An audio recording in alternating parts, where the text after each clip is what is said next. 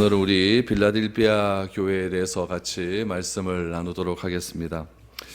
빌라델비아는 소아시아 중간에 위치한 내륙 지방에 위치한 도시입니다. 지금까지는 다 항구 지역에 위치한 그런 도시였는데 이 빌라델비아라고 하는 지역은 우리 내륙 지방에 위치한 도시였습니다. 그래서 이 빌라델비아 지역을 통과하지 않고는 다른 지역을 갈 수가 없는 거죠. 우리가 서울 갈 때 우리 중부 지방을 통과하지 않고서는 우리 서울로 갈 수 없는 것처럼 동쪽에서 이렇게 서쪽으로 이렇게 갈 때는 꼭 이 빌라델비아 지역을 통과해서 가야 되는 그런 곳이었습니다. 우리 빌라델비아라고 하는 이름의 뜻은 여러분도 잘 아시겠죠. 형제사랑이라고 하는 그런 뜻을 가지고 있습니다. 이 형제사랑이라고 하는 이름의 뜻의 유래가 참 재미가 있습니다. 버가모에 한 형제가 있었는데 형의 이름이 필라델푸스 아탈루스 2세라고 하는 그런 형이 있었습니다. 이 형이 왕이었고 동생은 신하였죠. 근데 신하 중 한 일부가 동생을 선동해서 형을 배신하고 반란을 일으키라라고 자꾸 이렇게 꼬시기 시작한 겁니다. 그러나 동생은 끝까지 형과의 우애를 지켰던 것이죠. 그래서 형제 간의 우애를 기념하기 위해서 빌라델비아라고 하는 도시를 건축하게 되었고 그 도시의 이름을 그렇게 빌라델비아 형제 우애라고 하는 이름으로 지었다라고 하는 전설이 전해지고 있습니다. 그래서 우리가 오늘 읽었던 본문 말씀에 보면은 빌라델비아는 중부 지방에 있었고 동쪽에서 서쪽으로 가는 그런 관문과 같은 곳이었기 때문에 오늘 본문 말씀에 보면은 문이다라고 하는 이야기가 나오고 또 이 빌라델비아 지역에는 지진이 꽤 많았어요. 지진이 많았기 때문에 기둥에 대한 이야기도 오늘 본문에 소개가 됩니다. 고대 역사에 따르면은 주 17년 소아시아 지역을 뒤흔드는 엄청난 지진이 있었다라고 이렇게 역사에 기록되고 있는데 그때 가장 피해를 많이 본 지역이 이 빌라델비아 지역이었습니다. 그 후에 로마가 이 빌라델비아 도시를 재건을 해 줍니다. 그래서 이 빌라델비아가 로마에 굉장히 영향권을 많이 받은 그런 도시로 우리에게 알려졌죠. 누군가로부터 이렇게 도움을 받게 되면 그 사람 이렇게 휘하에서 벗어날 수 없고 그 사람 영향권에서 벗어나기가 좀 어렵지 않습니까? 마찬가지로 이 빌라델비아라고 하는 지역도 지진으로 해서 완전히 폐허가 되었는데 로마가 그 도시를 재건하는 것에 재정적 부담을 굉장히 많이 해주었기 때문에 이 빌라델비아 지역은 이 로마 황제의 명을 거절하는 것이 굉장히 어려운 그런 지역이었던 것입니다. 그래서 이 지진이 굉장히 많이 나니까 지진이 좀 일어날까 여진이 좀 일어났다 싶으면은 빌라델비아 지역의 바깥에 나갔다가 또 지진이 좀 잠잠해지자 싶으면 또 안으로 들어오는 그런 것들을 반복하는 그런 도시였기 때문에 굉장히 삶이 좀 불안하고 굉장히 삶 속에서 좀 무엇인가를 완전히 좀 붙들고자 하는 종교성이 굉장히 강한 그런 지역이 이 빌라델비아 지역이었습니다. 이런 빌라델비아 지역에 있는 교회, 이 빌라델비아 교회를 향하여서 예수님께서 어떻게 말씀하시는지 오늘 한번 살펴보면서 우리 교회의 또 적용점들을 한번 살펴볼 수 있는 시간이 되었으면 좋겠습니다. 우리 초대교회에 나타난 이 모든 교회에 예수님께서 어떤 모습으로 나타나셨는지는 굉장히 중요한 의미가 있습니다. 오늘 7절 말씀해 보니까 우리 빌라델비아 교회에 예수님께서 어떤 모습으로 나타나셨는가 한번 살펴보도록 하겠습니다. 7절 보시죠. 빌라델비아 교회의 사자에게 편지하라. 거룩하고 진실하사 다윗의 열쇠를 가지시니 곧 열면 닫을 사람이 없고 닫으면 열 사람이 없는 그가 이르시니라 라고 말하죠. 예수님께서 어떻게 나타나셨냐면 열면 닫을 사람이 없고 닫으면 열 사람이 없는 거룩하고 진실한 다윗의 열쇠를 가지신 분이다 라고 자신을 소개하고 있습니다. 예수님의 이 자기소개, 예수님께서 이 교회에 어떻게 자신이 나타나셨는가에 대한 이 자기소개를 보면은 그 교회의 문제와 그 교회의 상황과 그 교회의 해결점이 다 나타나 있습니다. 뭐라고 소개합니까? 열면 닫을 사람이 없고 닫으면 열 사람이 없다라고 나와 있습니다. 이 말은 우리 신약시대에 처음 나온 말이 아니라 우리 구약 이사야 선지자에 보면은 이사야서에 보면은 이 말씀이 그대로 나와 있습니다. 히스기야 시대 때 국고를 맡은 재무부 장관이 하나 있었습니다. 그 사람의 이름이 셈나라고 하는 이런 신하가 있었는데 이 셈나라고 하는 신하가 이스라엘의 모든 국고를 담당하고 있었죠. 그런데 이 사람이 국고에 돈에 욕심이 생긴 거죠. 욕심이 생겨서 국고에 있는 돈을 하나씩 빼내는 겁니다. 빼내서 그 돈을 어떻게 사용을 했냐면은 자기 집에 묘실을 만들어 놓은 거예요. 그 이스라엘 나라는 자기 가족묘가 있지 않습니까? 가족묘가 있는데 집에다가 묘실을 만들어 놓을 정도로면 여러분 얼마나 집을 크게 만들어 놓았겠습니까? 그 커다란 집에다가 묘실을 만들어 놓고 그 묘실에다가 내가 죽으면, 우리 가족이 죽으면은 거기다 죽어야겠다라고 하는 묘실을 만들어 놓게 되죠. 그런 부정부패가 걸렸어요. 나라의 정부에 걸려서 이 셈나라고 하는 이 재무부 장관을 파직을 하고 엘리야김이라고 하는 새로운 사람을 이렇게 재무부 장관으로 임명을 하게 됩니다. 이렇게 임명을 하면서 하나님께서 히스기야를 비롯한 이사야 선지자에게 말씀을 하시는 장면이 나옵니다.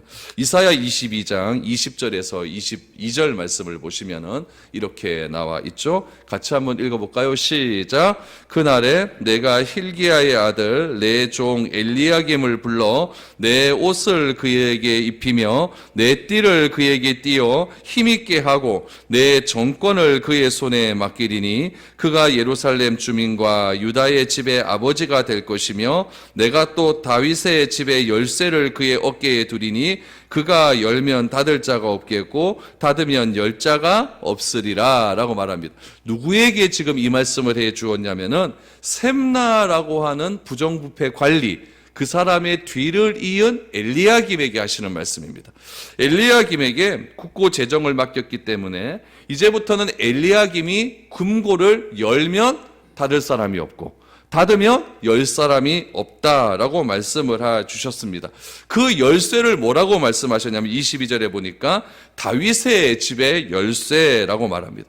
이 다윗의 집의 열쇠라고 하는 것은 하나님께서 전권을 다 맡겨주셨다라고 하는 의미가 담겨져 있는 것이죠. 그래서 하나님께서 이 엘리야김에게 다윗의 집의 열쇠를 내가 너에게 다 줄 테니까 네가 문을 열면 닫을 사람이 없고 닫으면 열 사람이 없다라고 하면서 그에게 모든 나라의 정권을 맡긴 이야기가 히스기야 22장 말씀에 나와 있습니다. 그래서 이 빌라델비아 교회에도 예수님께서 이렇게 나타나셨다라고 하는 것은 요 엘리야김에게 모든 정권을 맡기신 것처럼 예수님도 이 빌라델비아 교회에게 나타나실 때 어떻게 나타나셨냐면은 교회의 모든 권한이 누구에게 있다? 예수님에게 있다라는 것을 강조하시면서 이렇게 나타나셨다라는 이야기죠. 그래서 이 빌라델비아 교회를 향하여서 무슨 교회라고 이렇게 별칭이 붙였냐면은 열린문 교회다라고 이렇게 별칭이 붙였습니다. 요 근방에 열린문 교회 있죠? 예, 아주 이름 잘 지어놨어요. 이 빌라델비아 교회는 유일하게 책망이 없고 칭찬만 드는 교회였거든요. 그래서 열린문 교회다, 아주 굉장히 좋은 이름이라고 나와 있습니다. 이 열린문 교회 무슨 뜻입니까? 교회의 문은 항상 열려 있어야 된다라는 이야기죠. 항상 열려 있어야 할 교회의 문이 닫혀져 있거나 엉뚱한 방향으로 열려 있으면 안 된다라고 하는 그런 의미가 담겨져 있습니다.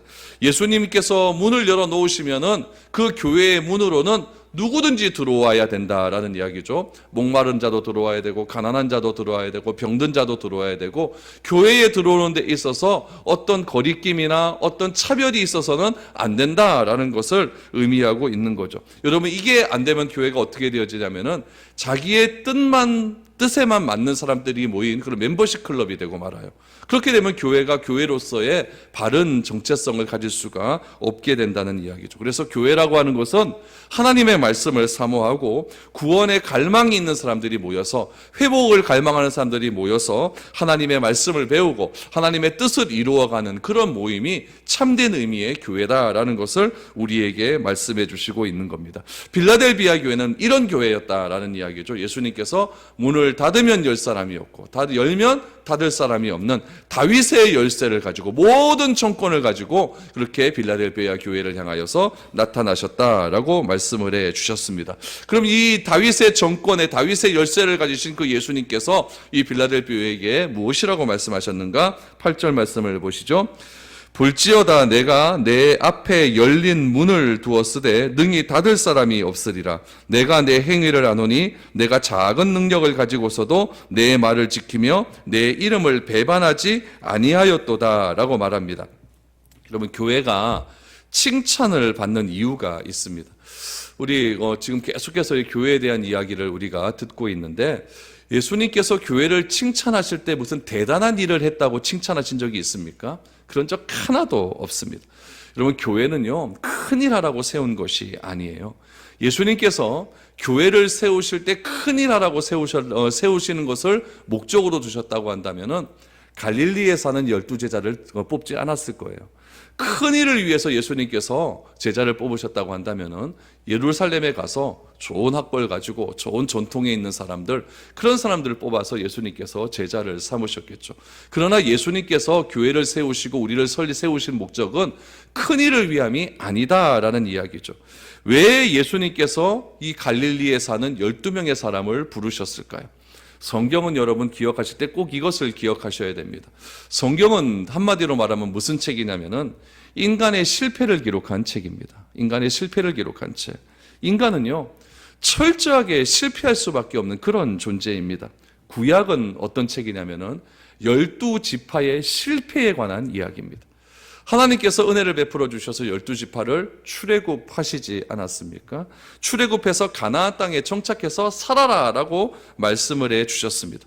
가나안 땅에 대한 소망을 허락해 주셨죠. 그런데 그 12지파를 비롯한 모든 이스라엘 백성들이 성공했다 실패했다? 실패했다 이 얘기예요. 그래서 구약은 이 실패한 이스라엘 백성들의 역사를 담고 있으면서 왜 예수님께서 오셔야만 했는가에 대한 이야기가 다 기록되어 있습니다. 예수님께서 이 땅에 오셨습니다. 예수님께서 이 땅에 오셔서 여러 가지 행하신 일을 기록한 책이 어떤 책이냐면 사복음서입니다. 사복음서 여러분 다 읽어보셨지 않았습니까? 사복음서에는 12지파를 대신한 12제자에 대한 이야기가 나옵니다. 12제자를 선택해 주셨습니다. 근데 12제자가 성공했습니까? 실패했습니까? 그들도 실패했습니다. 십자가 앞에서 도망가 버립니다. 예수님 앞에 두고 예수님을 모른다고 저주까지 하면서 그렇게 예수님에 대한 배반을 하는 사람들이 예수님의 제자들이었습니다. 그래서 사복음서에는 사도행전에 나타난 그 성령이 왜 오셔야만 했는지를 기록한 책이 사복음서입니다. 왜 오셔야만 했습니까? 성령이 아니고서는 제자들의 실패가 성공으로 갈 수가 없기 때문에 그렇다는 거죠. 실패할 수밖에 없는 우리 인간들에게 성령을 보내주셔야만 예수 그리스도의 이름을 증거하는 삶을 살 수 있고 드러내는 삶을 살 수 있기 때문에 성령을 보내주신 겁니다. 그래서 이 성령이 오신 이유는 사복음서에 다 드러나 있습니다. 왜요? 실패했기 때문에. 그래야만 성령이 오실 수밖에 없다는 이야기입니다. 그래서 성령이 오셔야만 우리가 거듭날 수가 있고 성령이 오셔야만 우리가 예수를 그리스도라고 인정할 수 있는 것 아니겠습니까? 그래서 성경은 인간에 대해서 이렇게 이야기합니다. 인간은 희망이 없다. 인간은 절대로 희망이 있는 존재가 아니다. 그래서 성경에 보면 인간을 미화한 기록도 하나도 남아있지 않습니다. 그러나 성경이 우리에게 소망이 되는 까닭은 무엇이냐면은 인간은 실패할 수밖에 없고 인간에게는 소망이 없고 인간에게는 희망이 없지만 그럼에도 불구하고 하나님께서 인간을 버리지 않고 인간을 포기하지 않으시고 인간을 부르시고 기어이 교회를 만들어 가시는 모습이 어디에 남아있다? 성경에 기록되어 있기 때문에 우리가 성경을 읽어야 되는 이유가 거기에 있다는 이야기입니다. 왜 요한계시록의 7교회를 우리가 보아야 됩니까? 그렇게 예수님께서 자기의 몸을 버려 살아가신 그 교회도 사탄에 의해서 흔들릴 수밖에 없다는 것을 보여주기 위함이라는 이야기예요. 죽은 교회는, 여러분 교회가 완전히 죽은 교회는 사탄이 가지도 않습니다. 그러나 살아있는 교회, 뭔가 희망이 있는 것 같은 교회, 뭔가 꿈틀리는 교회에는 끝없이 사탄이 교회에게 시험을 주고 어려움을 주고 절망함을 주어서 교회를 흔들고 있다는 이야기예요. 그런 교회를 통해서 말씀을 주시는 까닭은 무엇이겠습니까? 주님이 오셔야만 교회가, 이렇게 흔들리는 교회가 완성될 수 있다는 것을 우리에게 보여주고 있다는 이야기예요. 이 땅의 교회가 완전하다는 것이 아니라 주님 나라에서 완성된 교회를 보게 하심으로 이 땅에서 우리가 교회된 우리가 과연 어떻게 살아가야 할 수 있는가? 이 땅에서 사탄이 자꾸 우리를 흔들고 있는데 이 땅에서 우리 교회가 어떻게 살아갈 수 있는지를 보여주는 것이 바로 성경이기 때문에 우리가 그래서 교회 성경을 읽어야 된다는 이야기예요. 성경을 읽지 않고는 자꾸 내 생각대로 교회를 움직이려고 합니다. 성경을 읽지 않고서는 자꾸 내 마음대로, 내 형식대로, 내 방법대로, 내 성격대로 그렇게 교회를 자꾸 끌어가려고 하는 거예요. 그러나 그에서는 교회가 바로 될 수 없기 위해서 예수님께서는 성경을 우리에게 보내어 주셨고 이 성경의 말씀을 우리가 한자 한자 읽어가면서 내 인간은 실패할 수밖에 없는 존재, 그런 존재를 향하여 예수님 그리스도께서 이 땅에 오셨고 성령을 보내어 주시어서 그래도 말씀 붙들고 가는 교회는 그래도 끝까지 승리할 수 있다는 그런 소망을 보여주기 위해서 성경을 우리에게 보여주셨다는 이야기입니다. 그러므로 여러분, 우리가 성경을 열심히 읽어야 되는 이유가 바로 여기에 있다는 이야기예요. 성경을 읽는다고 해서 우리가 완전해집니까? 그렇지도 않습니다. 그런 사람이 세상에 어디 있겠습니까? 그러나 우리가 말씀에 붙들린 삶을 살 때에 주께서 나를 통하여 행하시는 일을 내가 경험할 수 있게 된다는 이야기예요. 어느 누구도 완전하지 못하고 실패할 수밖에 없고 죽을 수밖에 없는 인간을 하나님께서 들어 쓰셔서 회복시키시고 성령으로 충만케 하여 주시어서 그 충만케 한 사람들의 모임인 이 교회를 허락하여 주시고 이 교회를 통하여서 하나님께서 세상의 증인으로서의 삶을 살 수 있도록 그렇게 은혜를 내려주신다는 이야기입니다. 오늘 보는 8절 말씀에 보니까 내가 내 앞에 열린 문을 두었다라고 말합니다. 이 열린 문은 능히 닫을 사람이 없다라는 이야기예요. 무슨 뜻입니까? 교회는 불완전하고 교회는 사탄에 의해서 흔들릴 수밖에 없고 교회는 어쩔 수 없이 시험에 빠질 수밖에 없는 그런 교회이지만 예수 그리스도께서 교회를 열어놓으셨다는 이야기예요. 교회를 포기해서는 안 된다는 이야기입니다. 그래서 내가 내 행위를 안다는 거예요. 예수님께서 문을 활짝 열어놓고 그 빌라델비아 교회의 행위를 다 하시고 있다는 이야기예요. 그러나 빌라델비아 교회가 무슨 큰일을 했습니까? 아니에요. 내가 작은 능력을 갖고도 무엇을 지켰다? 내 말을 지키고 내 이름을 배반하지 않았다라는 이야기예요. 이것이 빌라델비아 교회를 향한 주님의 메시지였어요. 이것은 우리에게도 똑같이 적용되는 말 아닙니까? 우리가 뭐 대단합니까? 우리가 뭐 잘났습니까? 우리가 무슨 큰일을 합니까? 그러나 이런 교회에도 예수님께서 우리 교회를 열어놓으셨다는 이야기예요. 다윗의 열쇠를 갖고 열어놓으셨다는 이야기예요. 이 교회를 닫을 자가 아무도 없다는 이야기예요. 이런 열린 문 교회, 이 열려있는 교회를 향하여 예수님께서 우리에게 말씀하시는 것이 무엇입니까? 내가 내 행위를 안다는 거예요. 무슨 행위요? 하나님의 말씀 붙들고 그래도 끝까지 내가 소망을 가지고 내가 끝까지 내 믿음 지키면서 그렇게 살아가려고 애쓰고 힘쓰고 견디는 그 행위를 누가 보고 계신다? 주께서 보고 있다는 이야기예요. 내가 작은 능력을 가지고도 내 말을 지키고 내 이름을 배반하지 않는 그런 빌라델비아 교회, 그런 미래로 교회, 그런 나 자신 한 사람 한 사람들, 그런 교회를 예수님은 지금 원하시고 있다는 이야기입니다. 그래서 여러분, 끝까지 성경 붙들고 가야 됩니다. 환경이 어떻고 이런 말 얘기하지 마세요. 끝까지 성경 붙들고 가시고 내가 마음속에 자꾸 흔들리는 마음이 있으면 성경에서 자꾸 해답 찾으려고 노력을 하셔야 됩니다. 이럴 때 하나님께서 어떤 말씀을 하셨는가? 이럴 때 하나님께서 어떤 말씀으로 우리에게 위로하시고 계시는가? 성경의 역사 속에서는 내 마음과 같은 이런 상황이 있었을 때에 하나님께서 어떻게 역사하셔서 그 넘어진 사람을 다시 일으켜 세우시는가? 그런 것들을 찾으면서 내가 다시금 새롭게 소생케 하려고 하는 그런 힘을 내가 키워야 된다는 이야기입니다. 그 이야기가 8절의 말씀이에요. 내 말을 지키며 내 이름을 배반하지 않았도다. 저는 한 사람 한 사람, 이 자리에 모인 한 사람 한 사람들이 다 그런 능력을 갖게 되기를 축복합니다. 그래야만 내가 이 험한 세상에서 버텨나갈 수 있어요. 세상 탓할 것 없습니다. 세상은 원래 음란해요. 세상은 원래 악해요. 세상은 원래 교회 싫어합니다. 세상은 원래 예수 믿는 사람하고 별로 안 친해요.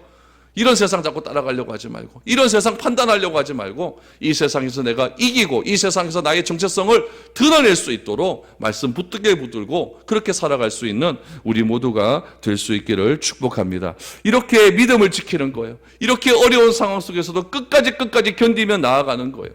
그런 교회를 향하여서 예수님께서 주시는 보상이 있어요. 예수님께서 어떤 보상을 주시는가? 한 세 가지가 나오는데 우리 첫 번째로 우리 9절 말씀을 한번 보도록 하겠습니다. 9절 한번 보겠습니다. 보라, 사탄의 회당 곧 자칭 유대인이라 하나 그렇지 아니하고 거짓말하는 자들 중에서 몇을 내게 주어 그들로 와서 내 발 앞에 절하게 하고 내가 너를 사랑하는 줄을 알게 하리라 라고 말합니다. 첫 번째 주님께서 우리 빌라델비아에게 주시는 보상은 무엇이냐면은 예수님의 사랑을 알게 해주시겠다라는 거예요. 예수님의 사랑을 알게 해주시겠다. 빌라델비아 교회는요, 유명한 사람도 없었어요. 대단한 사람도 없었습니다. 그러나 주께서 빌라델비아 교회를 향하여 칭찬하시는 것은 딱 하나예요. 무엇이었습니까? 배반하지 않았다. 말씀 붙들고 끝까지 믿음을 지켰다라는 이야기예요. 어쩌면 보면 여러분, 교회는요, 세상적으로 보면 실패자의 길을 걷는 것과 같습니다. 그리스도인이 된다는 것, 내가 예수를 그리스도라고 인정한다는 것은 여러분 어쩌면 별로 성공할 것 같지 않는 그런 인생을 가는 것과 같습니다. 그러나 세상적으로 보기에는 실패의 길을 걷는 것처럼 보이지만 하나님이 보시는 것은 비교할 수 없는 영광이고 비교할 수 없는 큰 복이기 때문에, 영원한 성공이기 때문에 우리가 세상적 가치로 나의 삶을 판단하는 것이 아니라 하나님의 가치로서 나의 가치를 판단하면서 그렇게 한 걸음 한 걸음 걸어가는 겁니다. 우리가 큰일 하라고 부르는 것이 아니라, 대단히 하라고 부르는 것도 아니라 주의 말씀을 기억하고 그 말씀을 지키라고 부르신 것이고, 또 오늘 8절의 말씀처럼 내 이름에 합당하게 살아서 배반하지 않는 삶을 살아라 라고 그렇게 우리를 불러주셨다는 이야기입니다. 이것을 내가 바로 알 때에 나는 이렇게 살아갈 수 있는 거예요. 하나님께서 나에게 돈을 많이 주고 자손이 잘 되고 이러라고 부른 것이 아니라, 그건 부차적인 이야기고, 가장 첫 번째 목적은 무엇이냐면은 내 이름 배반하지 말아라, 끝까지 믿음 지키며 살아라, 그러라고 부르신 것이고, 거차적인 것은 그 뒤의 일이라는 이야기예요. 당시 유대교는요, 상당히 혼합주의적인 그런 양상을 보이고 있었어요.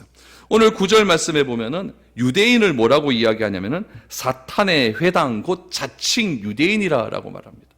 지금 이 유대인들, 그리스도인들을 괴롭히는 사람들은 다른 나라 사람들이 아니에요. 누가 괴롭히고 있습니까? 유대인들이 괴롭히고 있어요. 동족이 동족을 괴롭히고 있다는 이야기예요. 그들은요, 도시 종교를 일종의 사회의 문화 관습 정도로 이해해서 도시에서 일어나는 여러 가지 상황들, 여러 가지 종교적 제의적인 의식들을 이 그리스도인도 다 참여를 해야 된다고 생각을 하는 거예요. 그래서 이 유대인들, 그러니까 예수를 그리스도라고 인정하지 않는 유대인들 있잖아요. 그들은 그런 모든 제의식에 참여를 했습니다. 그래서 우상에게 절하기도 하고 황제를 숭배하기도 하고, 그래서 그런 황제 숭배를 함을 통해서 얻어지는 이익을 자기들은 그것을 가지고 잘 먹고 잘 살았습니다. 그들이 누구였냐면은 예수를 그리스도라고 믿지 않는 유대인들이었어요. 그런데 예수를 그리스도라고 믿는 유대인들은 어떻게 했느냐? 그런 의식을 참여하지 않는 거예요. 그래서 내가 차라리 사회적인 어떤 보장을 받지 못하고 사회적인 혜택을 받지 못한다 할지라도 나는 예수를 그리스도라고 믿는 그 믿음은 절대 흔들리지 않겠다라고 결단하는 사람들이 있었어요. 그들도 또한 유대인들이었습니다. 그럼 여러분, 예수를 그리스도라고 고백하는 그 유대인들을 믿는 그 믿음을 박해하는 무리가 있었는데, 그 무리들이 누구였습니까? 바로 유대인들이었다는 거예요. 그래서 그 유대인들을 향하여 뭐라고 이야기하냐면은 사탄의 회당, 곧 자칭 유대인이라 하는 자다라고 말을 하고 있습니다. 여러분, 또 어떤 위험이 있었을까요? 필라델피아에 뭐가 많았다 그랬죠? 지진이 많았다 그랬잖아요. 지진이 많으니까 얼마나 불안합니까? 그러니까 여러분, 시도 때도 없이 발생하는 이런 지진 때문에 도시를 떠났다가 다시 들어왔다가 떠났다가 들어왔다가 이렇게 하는 사람들이 너무나 힘든 거예요. 여러분, 그러면 굉장히 불안정하잖아요. 그렇죠? 사람이 좀 안정되고 좀 마음이 편안해야 좀 살만한 것 같은데 굉장히 불안하고 내 집도 불안하고 이래 버리니까 굉장히 삶들적으로 힘든 삶이 계속적으로 지속되어 있다는 이야기예요. 그래서 이런 어려움으로 인하여서 빌라델피아 교회 안에 있는 성도들은 능력이 너무 없는 것처럼 보였습니다. 사회적인 보장제도도 받지 못했고 경제적인 능력도 없었고 자연적인 재해는 계속적으로 밀려오게 되니까 교회에 모인 성도들이 모여가지고 자꾸 우리는 너무 힘이 없는 것 같다, 힘이 없는 것 같다, 자꾸 그런 부정적인 생각들이 많아지기 시작을 한 거죠. 그런 빌라델피아 교회의 어려움을 누가 알고 계셨냐면은 예수님이 너무나 잘 알고 계셨어요. 그런데 그런 어려움을 이기는 힘이 빌라델피아 교회 사람들에게는 있었다는 이야기예요. 그 힘을 뭐라고 이야기하냐면 9절 말씀에 보니까 작은 능력이다라고 말씀을 해 주셨죠. 8절 말씀에 보니까 작은 능력이다라고 말씀을 해 주셨어요. 이 작은 능력이 무엇이었냐면은 말씀을 가지고 주님의 이름을 배반하지 않는 거예요. 어떤 상황이 온다 할지라도 내 동족이 나를 핍박하는 상황이 온다 할지라도 내 삶의 환경들이 너무나 불안한 환경이 온다 할지라도 말씀 붙들고 끝까지 믿음 지켜가는 사람들이 있었다라는 이야기예요. 어떻게 그럴 수 있을까요? 여러분, 우리 아이들 키워보면 그렇지 않습니까? 철이 없고 어린 시절에는요, 내가 무엇을 딱 했다 그러면 부모로부터 보상을 받기를 원해요. 내 어린 시절의 보상은 뭐였냐면요, 물건입니다. 엄마 나 장난감 하나. 엄마가 이렇게 해줘. 엄마 내가 네 장난감 하나 사줄 테니까 요번에는 네 점수 좀 올려야 돼. 그러면 공부합니까 안 합니까? 하는 애들은 한다는 얘기예요. 뭐 보고 하냐면은 물건 보고 하는 거예요. 근데 조금 커가면 이 물건은 별로 안 좋아요. 뭐가 좋습니까? 돈이 좋죠. 그러니까 자꾸 돈 달라 그러는 거예요. 엄마 내 요번에 성적 올라가면은 10만 원 됐나? 이렇게 얘기하는 거죠. 돈을 요구해요. 그러나 진짜 성숙해지고 어른스러워져 가면은요, 물건도 싫고 돈도 싫은 거예요. 뭐가 좋으냐면은 동행함, 믿음이 좋은 거예요. 우리들도 하나님께 기도할 때 이런 식의 기도를 참 많이 합니다. 맨 처음에 어렸을 때 기도는 뭐냐면요, 자꾸 뭘 달라 그래요.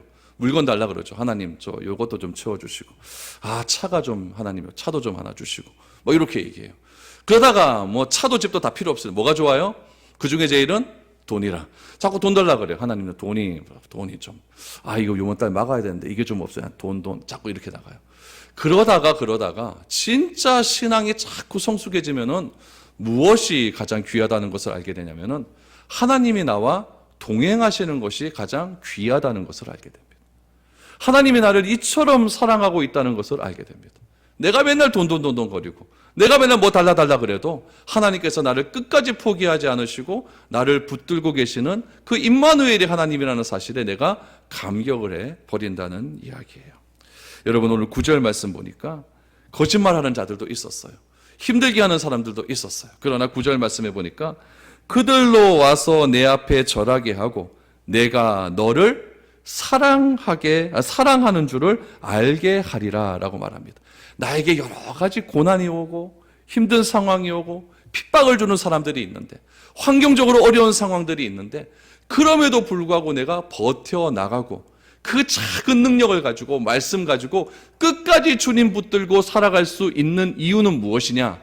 주께서 나를 사랑한다는 사실을 알게 하기 위해서 때로는 어려움도 주고 때로는 고난도 주고 때로는 시험도 준다라는 이야기를 하고 있는 거예요. 여러분 비달레비아 교회는 진짜 어려웠어요. 힘들었어요. 동족으로부터 핍박도 받았고 또 환경적으로도 너무나 어렵고 생활에 안정도 되지도 않았고 그래서 하나님께 기도할 때에 하나님 이런 환경에서 좀 벗어나게 해 주십시오.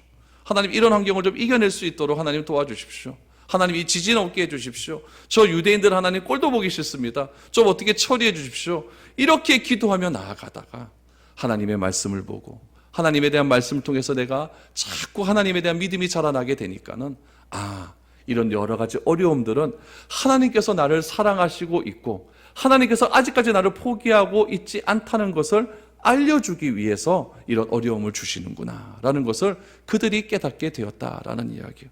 저는 이 말씀을 준비하면서 내가 너를 사랑하는 줄을 알게 하리라 이 말이 참으로 마음에 와 닿았어요. 저라고 왜 어려움이 없겠습니까? 여러분이라고 왜 어려움이 없겠습니까? 그럼에도 불구하고 내가 끝까지 믿음 지키고 교회에 나와서 예배 드리는 것은 하나님이 우리를 사랑하고 있다는 증거임을 꼭 기억하시기를 바랍니다. 여러분 그것이 진짜 기도의 응답이고 우리 믿음의 본질입니다. 죽어도 교회에 나오지 않을 것 같은 분이 오늘 이 자리에 나와서 예배 드리는 것 자체가 하나님이 그 사람을 사랑하고 있다는 증거라는 이야기예요. 하나님이 나를 사랑하시는 증거는 죽어도 믿을 것 같지 않은 내 가족이, 내 자녀가, 내 친구가 나를 통해서 믿게 되는 것이 나를 사랑하는 증거라는 이야기예요. 좀 와서 졸면 어떻습니까? 좀 와서 예배 드리지 않으면 어떻습니까? 그래도 그분이 여기 와서 참정해서 예배 드릴 수 있게 됨이 나를 사랑하는 증거라는 이야기입니다. 여러분, 이것이 여러분 하나님께서 교회를 사랑하시는 증거고 내가 믿고 있는 증거고 기도 응답의 증거라는 사실을 꼭 기억하시기를 바랍니다. 여러분 이런 증거를 추구하십시오. 내 삶에 어려움이 있습니까? 그 어려움을 통해서 하나님께서 나를 사랑하신다라는 것을 보여주는 증거라는 사실을 깨닫고 여러분 하나님이 나를 사랑하고 있다는 사실을 꼭 기억할 수 있기를 바랍니다. 두 번째 보상은 무엇입니까? 인내의 말씀을 지켰다라는 거예요. 말씀을 지켰다. 여러분 10절 말씀을 보십시오. 내가 나의 인내의 말씀을 지켰은즉 내가 또한 너를 지켜 시험의 때를 면하게 하리니 이는 장차 온 세상에 임하여 땅에 거하는 자들을 시험할 때라라고 말합니다. 여러분 말씀을 붙들어야 여러분 견딜 수가 있어요. 이건 분명한 사실입니다. 교회가 사역을 크게 한 것이 아닙니다. 환난의 시대에, 고난의 시대에 말씀을 붙들고 견뎠다라고 말합니다. 특별히 10절 말씀에 보니까 시험의 때를 면하게 하리니 라는 말씀이 있는데, 이 면하다라고 하는 말 때문에 오해를 많이 해요. 아, 내가 예수님을 잘 믿으면은 나에게는 시험이 면제된다라고 생각을 하는 거예요. 그거 맞습니까? 틀립니까? 아니잖아요. 그러니까 이 면하다라고 하는 말이 조금 번역이 조금 이상한데, 이 면하다라고 하는 말보다는 어떤 말이 좋냐면은, 무슨 말이 좋냐면은 시험으로부터라고 하는 말이 훨씬 좋습니다. 시험으로부터. 그래서 내가 또한 너를 지켜 시험의 때를 면하게가 아니라 시험으로부터 너를 지키시고 인도하신다라고 하는 말이 훨씬 좋다라는 이야기예요. 예수님은 말씀을 붙들고 끝까지 인내하는 자들에게는 시험으로부터 보호하시겠다라고 말씀해 주시는 거예요. 그 시험으로부터 보호할 수 있는 방법이 무엇이냐면 우리에게 하나님의 말씀을 주신다라는 이야기죠. 그 말씀은 나를 붙들고 나를 확고부동하게 해주는 말씀으로 우리를 인도해 갈 수 있다라는 이야기입니다. 여러분, 그 말씀이 없으면은 어떻게 이 어려운 시대를 우리가 살아갈 수가 있겠습니까? 제가 성경을 한참 읽을 때가 있었어요. 지금도 뭐 읽고 있지만은 미친 듯이 읽을 때가 있었어요. 그때가 언제였냐면 성경이 안 믿어질 때였습니다. 안 믿어지니까 읽어보는 거예요. 안 믿을 때 읽어보는데 뭐가 제일 안 믿어졌냐면은 내가 죄인이란 사실이 안 믿는 거예요. 난 별로 나쁜 짓 한 거, 뭐 좀 학교 다닐 때 좀 그럴 수 있지, 그렇죠? 그게 뭐 그래 죽을 죄인이라고, 그게 뭐 나를 대신하여 죽을 죄라고, 막 이런 것들이 막 생각에 막 오는 거죠. 그래서 뭐가 그렇게 큰 죄인가, 뭐가 그렇게 큰 죄인가 이렇게 쫙 읽다가 로마서 5장 20절 말씀 보고 제가 확 넘어졌다 아닙니까? 죄가 더한 곳에 뭐가 임했다고요? 은혜가 임했다, 은혜가 임했다. 딴 거 없었어요, 딴 거 없었어요. 죄가 더한 곳에 은혜가 임하는구나, 은혜가 임하는구나. 거기서 제가 막 더 이상 성경을 못 읽겠더라고요. 그러면서 완전히 거기서 무너져가지고, 아, 내가 행했던 그 작은 죄마저도 하나님께서 은혜로 덮어주시는구나 라는 사실을 그제서야 깨닫게 되는 거예요. 그게 언제였냐면 23살 때, 22살 때 이럴 때였습니다. 그러니까 여러분, 너무 내 자녀가 뭐 이렇게 믿으면 그거 갖고 너무 그러지 마십시오. 성경을 자꾸 읽기 시작을 하고 성경 속에서 내가 인내를 가지고 내가 버틸 수 있는 힘을 가지게 되면은 거기서 내가 하나님께서 주시는 우리에게 큰 은혜가 다가온다는 이야기예요. 그래서 이 나를 끝까지 붙들고 있는 말씀은 무엇이냐면은 인내의 말씀을 우리에게 허락하여 주신다는 이야기죠. 말씀을 자꾸 읽으시고 말씀 속에서 내가 버텨나갈 수 있는 힘을 얻으시고 그 힘을 통하여서 하나님의 이름을 배반하지 않는다고 한다면 하나님께서는 그것을 가지고 작은 능력이라고 하시면서 우리를 인정해 주신다라는 이야기죠. 세 번째는 무엇입니까? 면류관을 주실 것이다 라고 약속합니다. 11절을 보십시오. 내가 속히 오리니 내가 가진 것을 굳게 잡아 아무도 내 면류관을 빼앗지 못하게 하리라 라고 말합니다. 여러분, 역사가 종료되는 그날, 종료되는 그 마지막 날 예수님께서 권세를 가지고 역사를 심판하시려는 그날에 심판에서 제외된다라는 이야기죠. 우리는 예수님을 영접하게 되면 사망에 이르지 않고 심판에 이르지 아니한다라고 분명히 말씀하고 있지 않습니까? 지금 빌라델비아 교회 성도들은 유대인으로 인하여서 어려움을 당하고 있어요. 또 여러분, 환경적인 지진의 문제로도 어려움을 당하고 있어요. 또 물질적인 문제로도 어려움을 당하고 있어요. 그런 여러 가지 어려움을 혼자 힘으로 버틸 능력은 없지만은 예수님께서 마지막 끝까지 버티게 되면은 너에게 주는 면류관이 있는데, 상이 있는데 그 상을 절대로 빼앗아가지 않겠다라고 약속을 해 주시고 있는 거예요. 그 면류관이 무엇이겠습니까? 바로 구원의 영광이에요.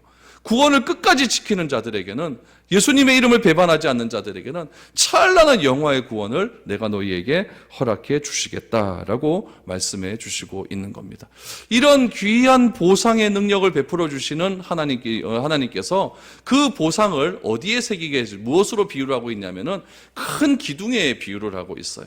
왜 그 기둥에 비유를 하냐면은 그 당시에는 뭐가 많이 일어난다고요? 지진이 많이 일어나요. 지진이, 건물도 여러분 지진에서 잘 버티시려고 그러면 기둥이 든든해야 되고, 이 건물 짓기 전에 땅에 박는 기둥이 있지 않습니까? 그것이 탄탄해야 이 건물이 튼튼해질 것 아닙니까? 우리도 마찬가지라는 거죠. 지진과 같은 여러 가지 사탄의 세력들이 막 흔들고 있는데 그런 것들을 믿음의 말씀으로 잘 버티어 나가면은 그것이 우리의 기둥과 같다라고 말씀하시는 거죠. 그 기둥에다가 무엇을 해주겠다? 하나님께서 귀한 이름을 새겨주시겠다 주시겠다라고 말씀을 합니다. 여러분 12절 13절 말씀 보시죠.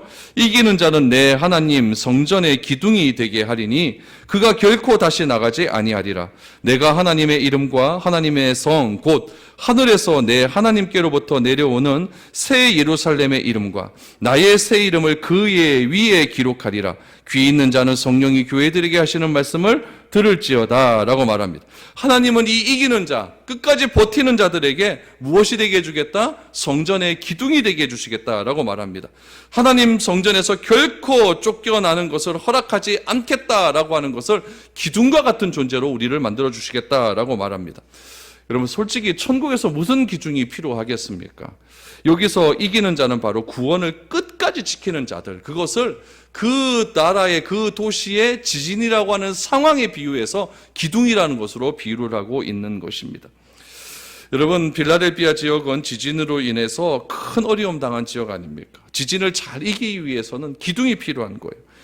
그래서 어려움의 지진이 일어날 때 다른 것은 다 무너져 버릴지라도 주님의 교회는 기둥으로 굳건하게 남아서 말씀으로 버티는 자는 굳건하게 남아서 하나님의 귀한 은혜를 경험하게 될 것이다 라고 말을 하고 있습니다. 실제로 지진 이후에 로마의 티베리우스 황제가 빌라델피아 지역의 재건을 도와주었습니다. 오늘날에도 보면 여러분 건축물에 기둥을 이렇게 세우지 않습니까? 기둥 세우고 거기다가 특히 머릿말 딱 세워주잖아요. 머릿말 세우고 거기다 뭐 적어놔요? 언제 적어놨다 그러면 설립자 누구 이름 적지 않습니까? 환난과 어려움과 고난 속에서도 끝까지 인내하고 참고 견디는 자들에게 우리를 기둥으로 삼아주시고 그 기둥에다가 이름을 새겨주신대요. 어떤 이름인지 보시기 바랍니다. 12절 말씀에 보니까 세 가지의 이름이 기록되지 않습니까? 첫 번째 이름은 무슨 이름? 하나님의 이름이 기록된다. 하나님의 이름. 두 번째 이름은 무엇입니까? 새 예루살렘의 이름. 세 번째는 우리 주님의 이름. 이렇게 세 가지의 이름이 기록되고 있다는 이야기예요. 여러분 마치 어떤 건축물을 세운 뒤에 착공 일시와 건축자의 이름을 새겨놓은 것처럼 이 교회는 참으로 하나님의 백성이고 이 사람은 참으로 믿음을 지킨 사람이고 그 믿음을 지킨 사람들의 모임인 이 교회는 참으로 하나님께서 기뻐하시는 교회라는 것을 하나님께서 인정해 주시기 위해서 이렇게 하나님의 이름, 새 예루살렘의 이름, 우리 주님의 이름을 우리의 신비에 기록해 놓겠다라고 말씀을 해 주시고 있는 겁니다. 여러분 주님이 주시는 고난에는 주님의 삶에는 틀림없이 고난과 어려움이 있습니다. 그럴 때일수록 우리는 주님의 말씀을 붙들고 잘 지켜내셔야 됩니다. 여러분 꼭 기억할 것은 하나님의 약속은 인스턴트 신품이 아니에요. 한 5분 만에 되고 그게 아니에요. 하나님의 약속은 꼭 뭐가 같냐면요, 잘 숙성된 김치와 같아요. 오늘 여러분 김치찌개 드실 것인데 그게 숙성이 잘 됐기 때문에 맛이 있는 거예요. 하나님의 약속은 그렇게 숙성된 김치와 같아가지고 여러분 내가 그것을 잘 참고 견디고 잘 인내하게 되면은 거기에서 내 삶 속에서 아름다운 삶의 열매가, 삶의 맛이 드러날 수 있는 거예요. 오늘 이 본문 말씀에 쓸 당시에는요, 사람들이 어떻게 생각을 했냐면은 예수님이 곧 오신다라고 생각을 했어요. 그러니까 내 시대에 예수님이 오신다라고 생각을 하는 거예요. 그래서 주님에 대한 재림에 대한 갈망이 굉장히 컸던 그런 시대입니다. 그런데 오늘 우리는 어떤 시대를 살아가고 있냐면은 설마 내 시대에 오시겠나? 라고 하는 그런 생각을 가지고 살아가고 있지 않습니까? 주님의 이렇게 더디 오시는 이유는 과연 어디에 있겠습니까? 내가 아직까지 별 변화됐기 때문이라는 이야기예요. 좀 더 변화된 삶을 살아가고 좀 더 하나님의 말씀에 순종하는 삶을 살아가고 끝까지 하나님의 기둥으로서 하나님의 이름이 새겨질 날을 우리가 좀 더 잘 행해야 되기 때문에 주님의 재림은 조금씩 미뤄지고 있다는 이야기입니다. 여러분 내가 변하지 않고서는 절대로 하나님의 복이 임하지 않습니다. 우리는 인내하고 기다려야 됩니다. 주님은 빌라델피아 교회를 향하여서 비록 큰일 한 것도 없고 돈이 많은 것도 아니고 사람이 많이 모인 것도 아니지만은 끝까지 인내의 말씀 지켰기 때문에 주께서도 그 교회를 지켜주시어서 기둥과 같은 존재로 삼아주시겠다라고 말씀을 해주셨습니다. 저는 우리 미래로 교회가 이런 빌라델피아 교회 같은 믿음을 잘 지킬 수 있는 교회가 되었으면 좋겠습니다. 그래서 어떤 환경 속에서도 흔들리지 않고 우리의 감정이 상하지 않고 끝까지 주님의 믿음 지켜서 하나님으로부터 칭찬 들을 수 있는 아름다운 열린문 교회가 될 수 있기를 축복드립니다.